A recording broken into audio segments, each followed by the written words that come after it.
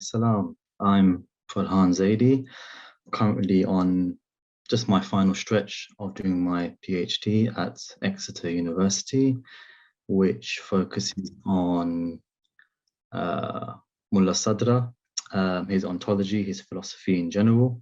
My academic interest turned towards intellectual history, so in particular post-Abyssinian Islamic thought.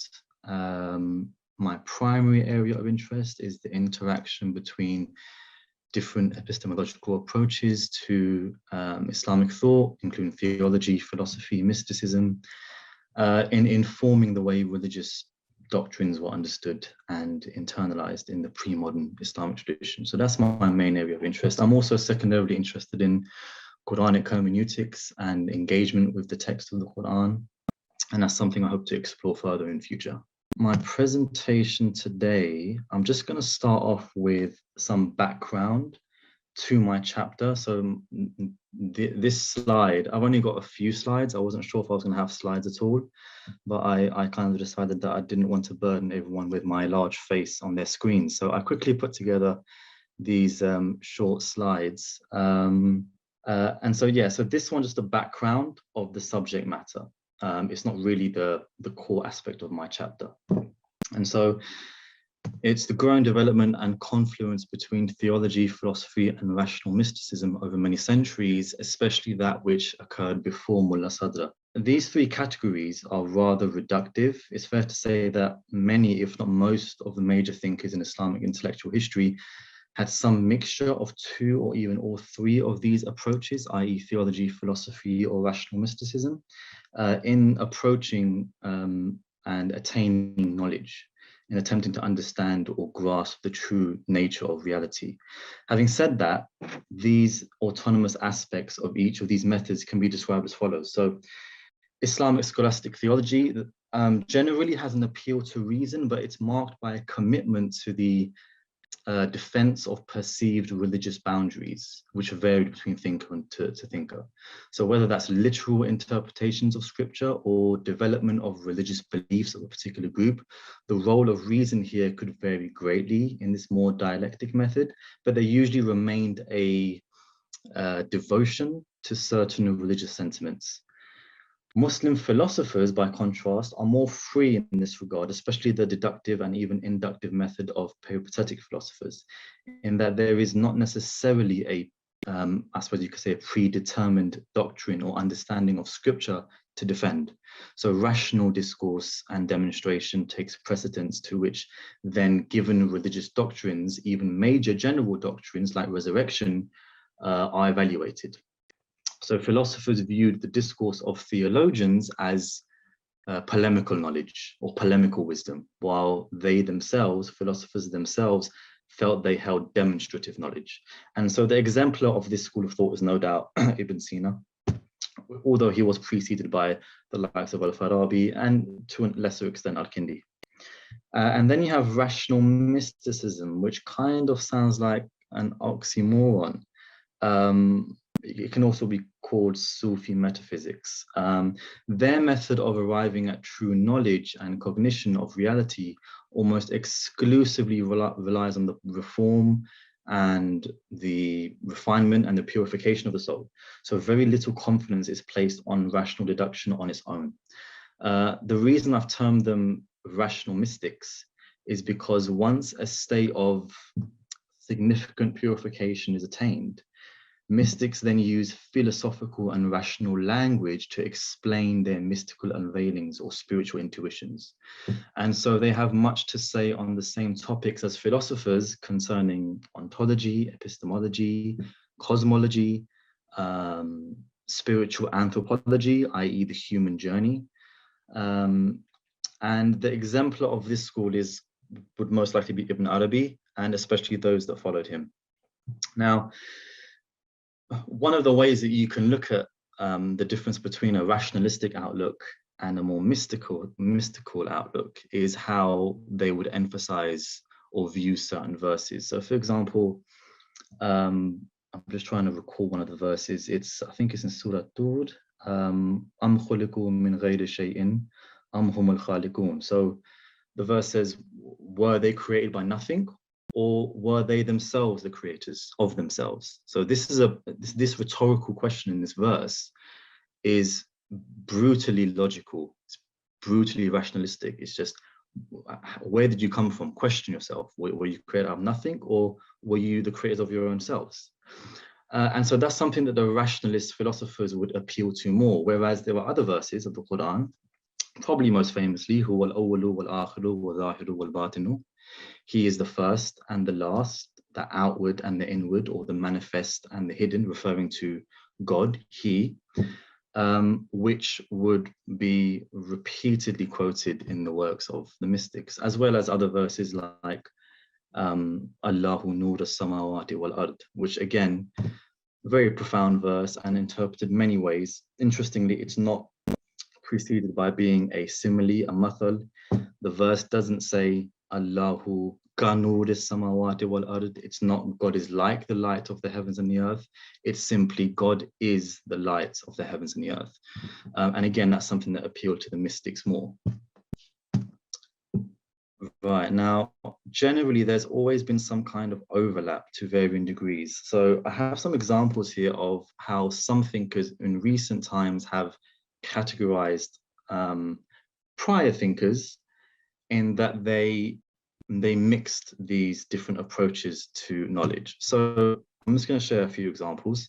So those who reconciled the outward understanding and practice of religion with mystical theory, they are considered as Ibn Arabi, Abdul Razak Kashani, who was in the school of Ibn Arabi, Ibn Fahad al-Hilli, Zain ad-Din al-Amli. It's just an example of those who reconciled the outward practice and understanding of theology and religion with mysticism. Then there are those who reconciled philosophy with mystical theory. That would be someone like Al-Farabi, which might seem like a surprise, but Al-Farabi was very much a Neo-Platonist, which comes under the umbrella of mysticism and philosophy. And then you have the likes of Suhrawardi and Sayyid ad-Din al-Turqa. Those who reconcile the outward aspects of religion with peripatetic philosophy. So an example is Al-Qadi Sayyid al-Qummi. And finally, those who in some form reconciled all three methods, and in this we find Mulla Sadra. Interestingly, some have even mentioned Ibn Sina in this category as someone who combined all three. I think the reason for that is that because Ibn Sina delved into all three. Obviously, as a philosopher, he's very well known. He did many tafsir of surahs of the Quran, but also towards the end of his life, he delved a lot into mysticism. And in fact, his summary of mysticism is very famous, and it's actually quite brilliant, and it's still used today to teach mysticism and its tenets. So putting aside these rather reductive and even idiosyncratic categories, what's interesting to note and perhaps appreciate is how there was this constant wrestling between various intellectual currents. And although this would sometimes produce impassioned disagreements, it also led to a mutual growth and even narrowing of differences in certain areas to solving certain intellectual problems. In many respects, these epistemological strands began to complement each other over time. Now going on to Mulla Sadra, who puts forward a unitary approach and vision that incorporates what he terms as Quran, Burhan, and Irfan. Just a very quick introduction to Mulla Sadra, for those who may not be that very aware, very familiar with him, sorry. He's regarded as one of the most important figures of post-Abyssinian Islamic philosophy, and certainly the most prominent of his time, which is the 16th century. 16th, 17th century. His systematic thought represented a new synthetic vision of Islamic philosophy and how to approach knowledge in understanding the nature of reality. He had an immediate impact in Persia and the subcontinent, where he shifted the intellectual paradigm and continues to have a commanding influence actually in some of those areas. And studies on Sadra have started to increase in modern academia in the last few decades. The likes of Fazlur Rahman, Henry Corbin, Toshiko Izutsu, Hussein Nasr, William Chittick, and many others. And he's been variously described as perhaps one of the most, if not the most important Muslim thinker in the past 4 centuries. And so his influence in this regard, although he's in many areas, he hasn't really been exposed to many studies, but recently in Western academia, there has been a lot more research on him, which is good. And now we find numerous comparisons between Sadra and modern analytical philosophy, which on the one hand creates dialogue, which is great. But on the other hand, there's some comparisons really do beg the question with analytical philosophers, somewhat seems a bit forced and perhaps even unnecessary, but that's another discussion. These three forms of knowledge mentioned here, Quran, Burhan, Irfan, are what he mentions in one of his works, I believe in the Mafati al-Ghaib, in its introduction, if I'm not mistaken. So this represents the confluence of rational demonstrative knowledge and intuitive mystical knowledge under the guidance and anchor, if you like, of revealed knowledge. So importantly, while Sadra benefits from the various delineations of past thinkers and modes of epistemology, his philosophical system is far from just being a simple syncretism or amalgamation of different theories that have been bound together. Rather, it's very much a unique and autonomous system grounded by the fundamental nature of existence, which is the hallmark of his philosophy, how he conceptualized and elaborated on the notion of existence as the primary fabric of reality. And so just as he approves of various aspects of the past tradition, he often criticizes them on certain other points and alludes to the fact that these problems that they had were the reason they were never truly able to reconcile revelation with reason or intuition in a complete, holistic manner, as some attempted to do.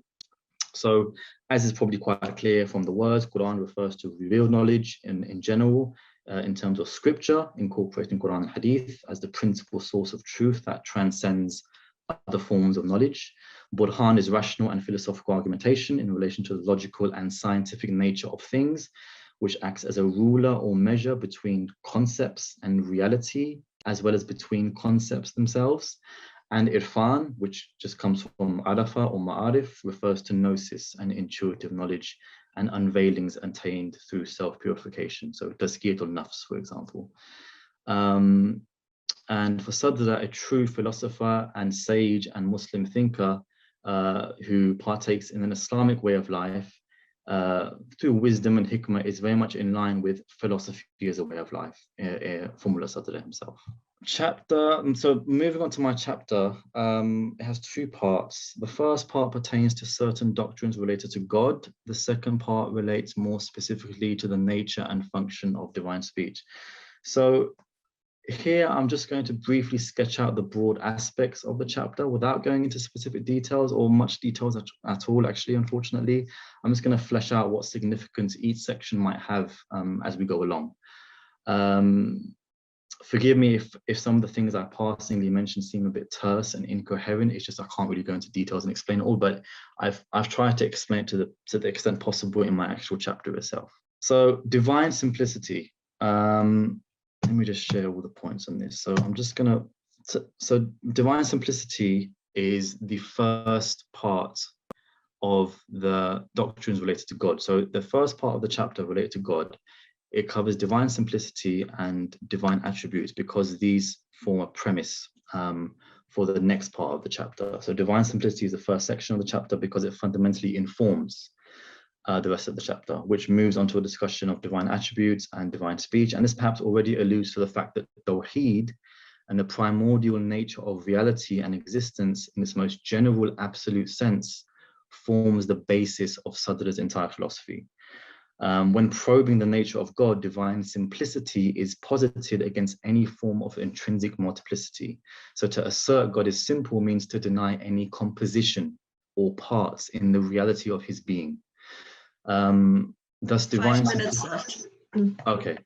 Thus divine simplicity is affirmation of God's absolute transcendence from all kinds of distinctions and constituents that we may ordinarily apply to other categories of things, be they physical or metaphysical.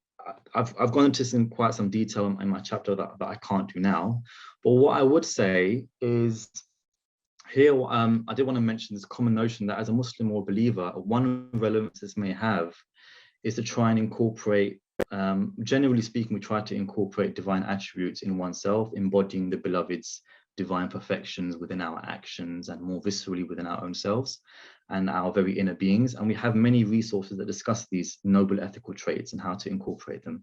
Perhaps most famously, Ghazali's Ihya Ulumuddin. So with divine simplicity, which really upholds and affirms the doctrine and belief of Tawheed, of God's oneness and unity, we can reflect simplicity into our own lives and essentially lead a Tawheed-centric life, which of course amounts to a God-centric life through a simple approach and means of living, basically removing unnecessary complexities that are almost always self-imposed, and compositions by which we might see the world and even identify ourselves with. I feel perhaps this subtle point is overlooked, is easily overlooked. In fact, I'd say I find it quite profound if simplicity is incorporated into the religious consciousness. One of the presentations yesterday, I believe it was Dr. Ferial's wonderful presentation, she mentioned mental health concerns that we find prevalent. I don't think it's an understatement to say that mental health issues as a global problem is so widespread in the modern world, and it's completely unprecedented. In psychology, there is a phenomenon known as the paradox of choice. And essentially what it says is that excessive choices that we are faced with as people in the various domains of our lives are critical to our well-being and mental health. And unrestrained choices is even critical to freedom and autonomy. So though in the modern world, we have more choice than any other group of people ever has before, thus presumably more freedom and autonomy, we don't seem to be benefiting from it psychologically. And these are choices in relation to everything, be they family, career, individual needs, how we know, how we identify ourselves, and a plethora of other issues, including self-identity. And perhaps the antidote to this is voluntary simplicity, which is essentially choosing to live a simple life, leading to a much more healthier outcome. And we can certainly see this in a God-centric or Tawheed-centric lifestyle, where we seemingly reflect such simplicity into our lives. And nowhere is there a better example of this than the life of the Prophet Muhammad sallallahu alaihi wa alihi. I mean, even putting aside his ascetic nature in relation to such a voluntary, simple life, just take any small example of the simple things he would do, and we see it. So for example, I've read seemingly benign hadith, which just describes something as simple as the Prophet always orientating himself physically towards Qibla, in the direction of Qibla, no matter what he was doing. So whether he was sleeping, sitting among people, sitting in a masjid, even when doing wudu, where it's not necessary, he would always face the Qibla. And it's such a simple gesture, but so symptomatic, I find, of a profoundly God-centered person, yet so straightforward and understated even, reflecting a simple direction and vision of how he orientates the vision of his whole life. Anyway, I'll stop indulging in that because this is beginning to sound like a dars. I don't want it to. The second thing is divine attributes. In the first part, I'll be very quick. I'm not going to go into the details of it. I discuss it quite extensively in the chapter, but again, just to highlight its relevance, just to delve into the philosophical mechanics of this here more than I have.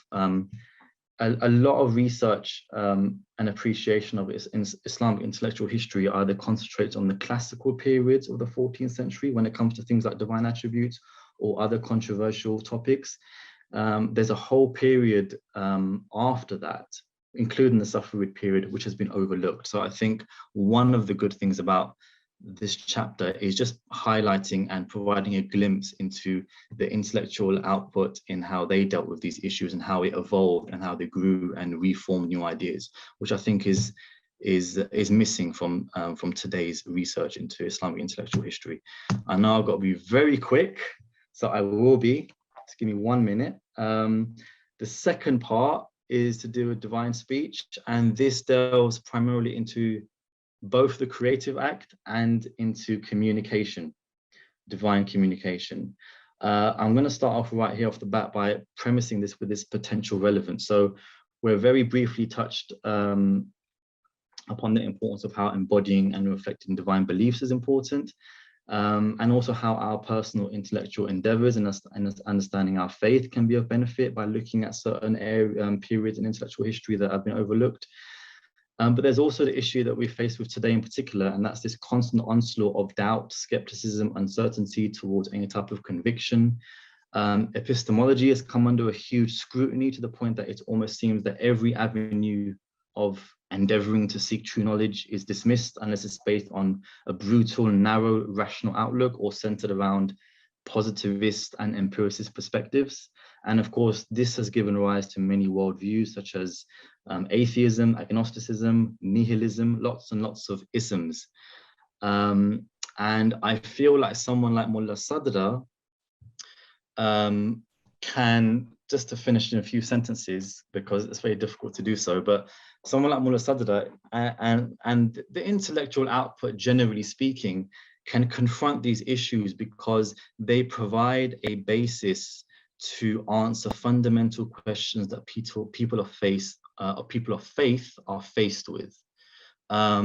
You know, anyone who has faith, the most fundamental question is A, the existence of God, and B, how does God relate to contingent beings, to created beings? How did he create them? How is it possible for something that's absolute and transcendental to relate to something which is finite and relative? How is it possible for that creation, that process of creation to even occur? How is it then possible for communication to occur? Either way, these are very fundamental questions. And so revelation becomes a very central questions amongst this huge wave of doubt and skepticism that we find ourselves with. And here, I think, is where someone like Mulla Sadra, and he's just an example that I'm presenting, but many thinkers, their output can be very useful in tackling many of these issues, not to undermine the very more traditional route, which is to have faith based on the proof of the Quran as scripture and the signs of God in creation for our own personal faith. But in this case, when we're tackling this onslaught of doubt and skepticism, these philosophies can be useful. I'm going to stop there. I'm not going to delve into anything else I have in this slide. Apologies for going over my time. I can see there's lots of comments, so I look forward to what's been said. Thank you for a presentation, Farhan. I see a few hands up. Colin had his first, and then Mashid. Okay, Farhan, thank you so much for that. It was amazing.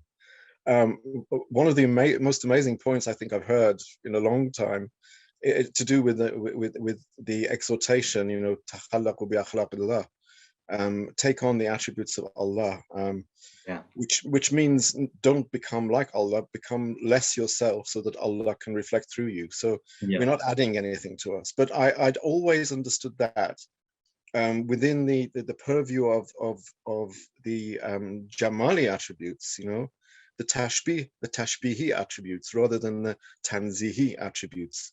But divine simplicity, of course, is tanzihi. You know, God is not what God is not, and God is not composite, as you said. God is not made of parts, and so on. But to understand from that, to reflect divine simplicity, when you say it now, it sounds so simple. Sorry for the pun. But I never ever thought in terms of how do we reflect these tanzihi attributes, such as divine simplicity, by living a simple life. It's not something that most Muslims are given to, strangely enough, but it should really be intuitive on this opinion, on this understanding. So that's really, really enlightening. Thank you so much. Thank you so much for your comment. I really appreciate that. Hey, Mashid. Thank you. It was a wonderful, wonderful talk. Just really, just in case you didn't see my comment in the chat box, just there was a request, if you get a minute, to write down in the chat box the verses in the Quran that you refer to, if you don't mind. Oh, sure. Yeah, absolutely. I'll do that. Yeah, no worries. I see Ali Riza has his hand up. Salam. Thank you so much, Farhan. Yeah, lots of wonderful things that you shared. So one of the things which I think many people appreciated, and I could see the comments at that point, was the link that you made with relevance between divine simplicity and Mulla Sadra's discourse, and you know, trying to, you know, the link, the pastoral link with simplicity, trying to help, and with the, you know, the mental health pandemic that we're in, right? So that was beautiful, and very much appreciated, right? The question, though, is And so is there a tension between using somebody like Mulla Sadra to advocate this type of approach because of the complexity and sophistication of his own discourse? Right. So, and again, you really nicely describe how his critical synthesis, you know, and often how he's often portrayed as this culmination, great culmination, actually, of so many sophisticated in intellectual history, and then his own ideas being so frankly difficult, whether it's you know, the intellectual portrayal of his ideas or whether it's the spiritual practical path which he advocates. So how can this stuff be? How are you advocating that it be, or what are your thoughts on how this is used to pastorally? So is it to inform scholars, you know, who may be engaging more directly with the public, or do you think his ideas can be and should be more directly translated to the, you know, non-expert? Yeah, I don't think there's a need to necessarily teach everybody about Mulla Sadra. I don't necessarily believe that every believer needs to know all the crooks and details about Mulla Sadra's theories. I think what it does is not necessarily just the scholars, but one of the things that I actually wanted to elaborate on, but I didn't really get the chance, was to say that, I think I touched upon it at the end, was that fundamentally a Muslim's faith and their path to, let's say, the ultimate form of salvation or the peak of spiritual bliss can be attained by very simple means. I believe that. So a very elementary understanding of how the Quran is a miracle, because it's quite evidently, clearly a miracle to a believer. It doesn't take too much effort or intellectual mentation to see that for a believer. The fact that God's signs are everywhere, again, something that becomes very apparent and obvious to those who are open to seeing it, as a believer, as a believer might believe. And then treading the path of the Sunnah of Prophet Muhammad sallallahu alaihi wa alihi, and treading that path and attaining realization. Where Sadra's theory comes in, I think, is that sometimes it can, for some people, it can facilitate in understanding that path and certain aspects of treading that path. I mean, it was also well known amongst in the Prophet's time and the Imam's times and the times of certain saints after that, that they would have different circles of people around them, sometimes closer circles and sometimes wider circles. And they would, it's a very common hadith that the prophets would talk to people based on their intellect. And so that means there must have been a smaller circle where he would only share certain kinds of information, but on a larger circle, he would be share.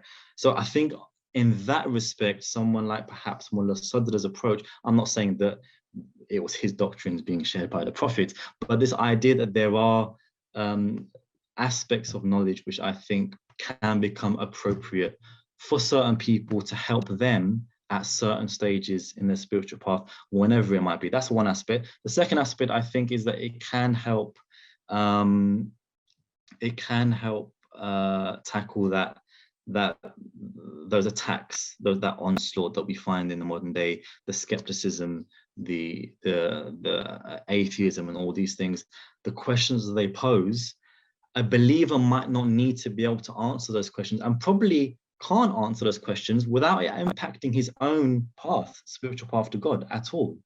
But if we want to tackle those questions, say for the sake of da'wah, then having a philosophical sophistication, someone like Mulla Sadra and other philosophers and thinkers, they become very useful in this regard, in understanding and how in justifying our belief system, justifying the concept of revelation, justifying the concept of God, and all these things. So I hope I answered your question, at least to an extent. I see Timothy's got his hand up. Timothy, go ahead. Thank you so much, Farhan, and thank you, Faryal. I know that we're running short of time, and so I'll just make this comment really brief. And I just wanted to say, Farhan, that I deeply appreciated the way you spoke of philosophy as a way of life. and the compatibility of that more holistic pre-modern approach to philosophy, the compatibility of that with the religious and spiritual life. And I think that this is something that we, given our modern and postmodern lenses, we often miss when we're talking about the pre-modern philosophers, and that and even the early modern philosophers within Islam. We often forget that for them this was a holistic pathway of intellectual and life purification. Yeah. And Exactly, yeah. I just appreciated very much that you mentioned that, and I think that the revival of this understanding of philosophy could be part of the, you know, the pastoral application of what you're discussing, because it's very important and it's almost never commented on. Yeah, no, I absolutely agree. Thank you very much for that comment. I really appreciate that. Thank you so much. We missed the pastoral presence of your face, Farhan. This is not the face of a liar. That's a pastoral thing. We need to know that this is not a face of a liar. There we go. That's not the face of a liar right there.